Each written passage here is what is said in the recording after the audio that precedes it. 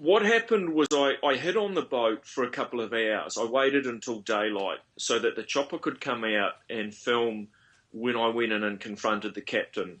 And so it was about 2 hours later, I wandered down and I had a note that said, "I'm unarmed, I'm not here to injure anyone, I'm the captain of the Ady Gil. I'd like to see your captain, please." There was one guy who was really aggressive, and he turned out to be the head of security, but the rest of them all looked, several of them quite terrified. I think they thought there might have been a whole bunch of us there, and we're about to storm their boat, and they were all looking at the back. He looks at me and he kind of goes, "Go away," like this.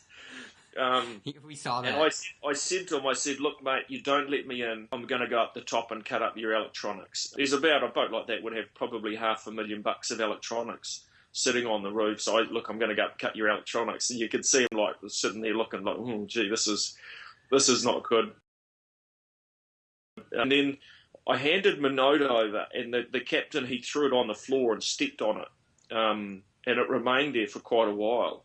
And then we had the translator on board, the Steve Irwin. She called up and she relayed over radio what the note had said. And so it said a few things. It said that I was there to arrest the captain. I was asking him to escort me, or to come as my escort back to the Steve Irwin, where we'd take him to Australia to stand trial.